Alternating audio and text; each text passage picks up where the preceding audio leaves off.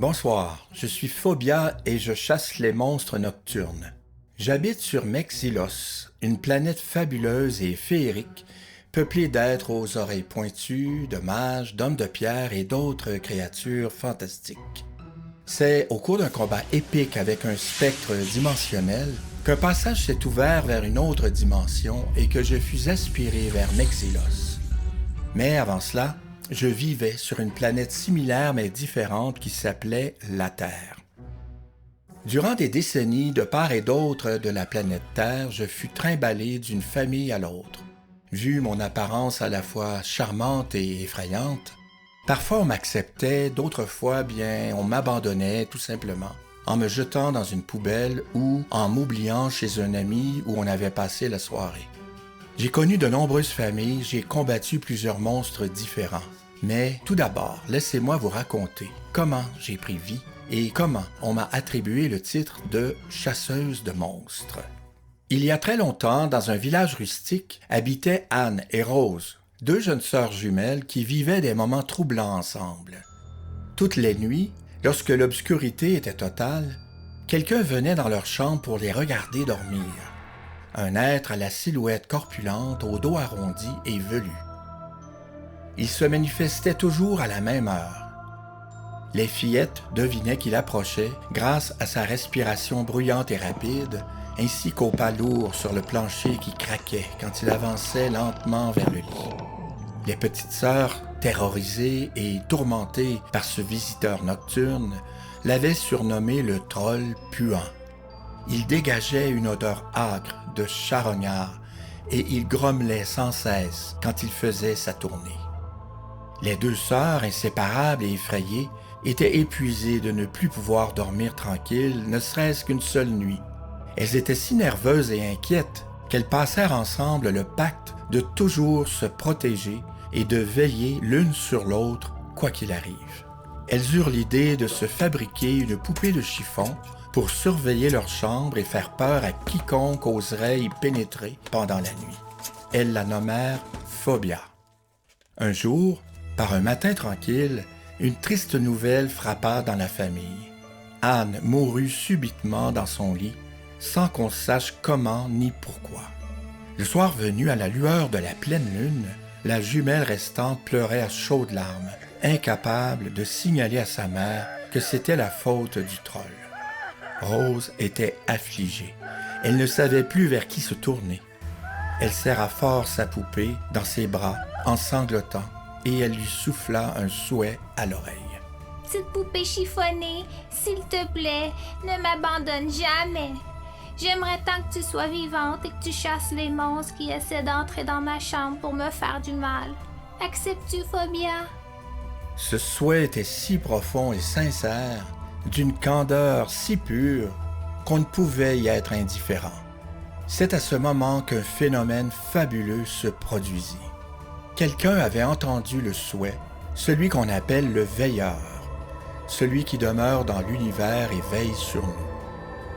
Il fit alors briller la pleine lune aussi fort qu'un soleil. Puis un rayon lunaire pénétra dans la poupée.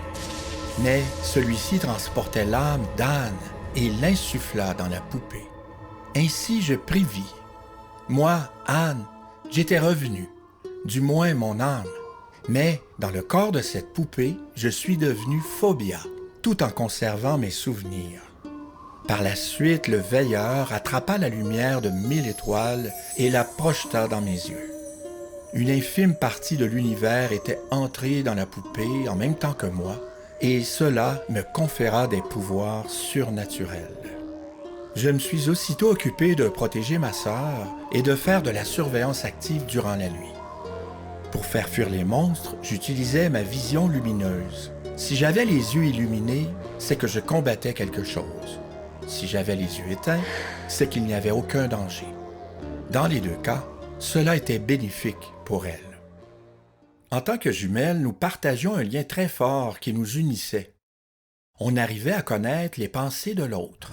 Mais dans le corps de cette poupée, la communication était différente. Nous pouvions nous parler grâce à un lien télépathique.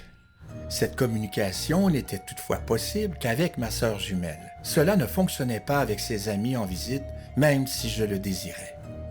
Parfois, notre mère entendait ma sœur parler toute seule dans sa chambre et lui demandait à qui elle s'adressait. « Mais à ma sœur, voyons, » répondait-elle naïvement au grand désarroi de maman. Durant une nuit orageuse, ma sœur et moi parlions télépathiquement comme à notre habitude. Parfois, dans la chambre, tu bondis d'un meuble à l'autre à la vitesse d'un clin d'œil. Comment te déplaces-tu ainsi? Me demanda Rose. Quand tu me vois faire cela, c'est que je crée une barrière de protection autour de toi. Je pense à l'endroit où je veux aller et je m'y téléporte automatiquement. Cela empêche certains monstres de se rendre jusqu'au lit. Elle fut rassurée de savoir cela, mais aussitôt il se mit à réfléchir à un détail qui la tracassait. Certains monstres? Ça ne fonctionne pas pour tous les monstres. Que vas-tu faire pour éviter que les autres passent la barrière de protection? Ne t'inquiète pas avec cela, Rose. Tu sais à présent que j'ai plus d'un tour dans mon sac. La sachant rassurée et heureuse, je lui dis qu'elle pouvait dormir tranquille, que je m'occupais de tout.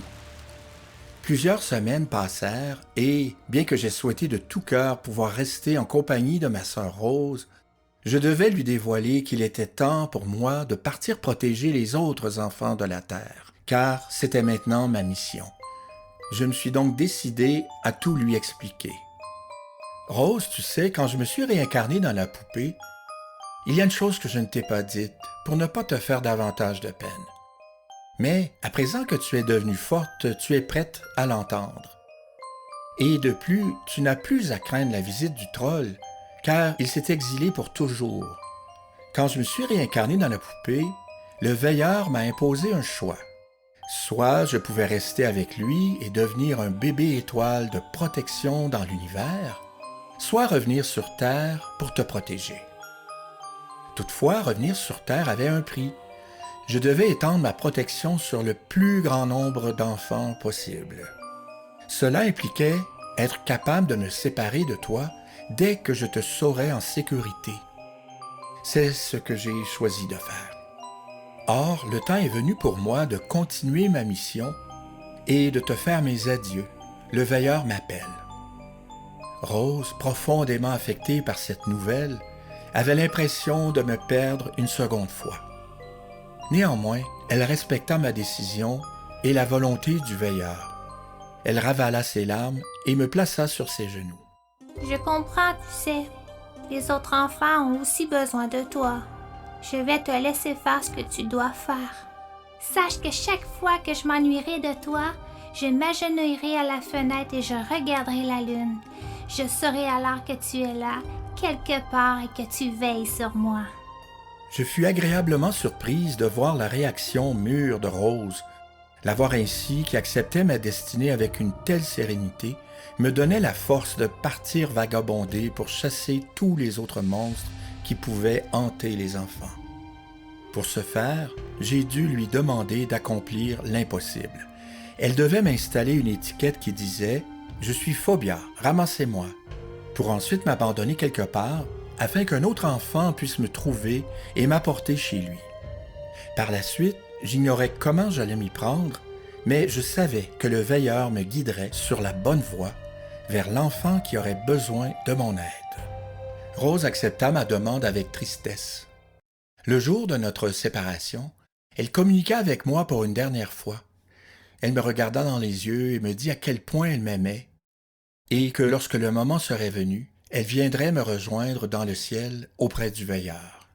4 jours plus tard, dans un parc du quartier, un petit gamin m'aperçut assise sur une balançoire. Irrésistiblement attiré par ce qu'il voyait, il se précipita vers moi tout émerveillé et demanda à sa mère s'il pouvait me rapporter à la maison, tellement il me trouvait spécial et unique. Bien qu'elle me fasse un peu peur, elle me plaît à moi aussi, alors c'est oui, Christophe, répondit sa mère en ricanant. Par contre, on va bien la nettoyer et la laisser dehors quelques jours, juste pour être sûr qu'elle ne nous rapporte pas de petites bestioles comme des poux ou des punaises. On ne sait jamais, il faut toujours être vigilant. Étant d'accord avec sa mère, Christophe respecta les conditions pour la rapporter à la maison. En chemin, Le petit me tenait par un pied, tête à l'envers, les cheveux traînant par terre. Malgré ma position inconfortable, je le sentais heureux, et c'est tout ce qui comptait pour moi. Rose, qui venait chaque jour pour vérifier que j'étais toujours en place, observait de loin toute la scène, le cœur gros, pour s'assurer que tout se passerait bien. Elle put me dire un dernier adieu avant de me voir partir pour toujours. Ce fut le premier jour de ma nouvelle vie de poupée sans ma sœur. Depuis, je vais là où on a besoin de moi, guidé par le veilleur. Durant ma réincarnation, le veilleur m'a révélé que j'allais devoir affronter et combattre plusieurs catégories de monstres une fois sur Terre et que ce ne serait pas toujours facile.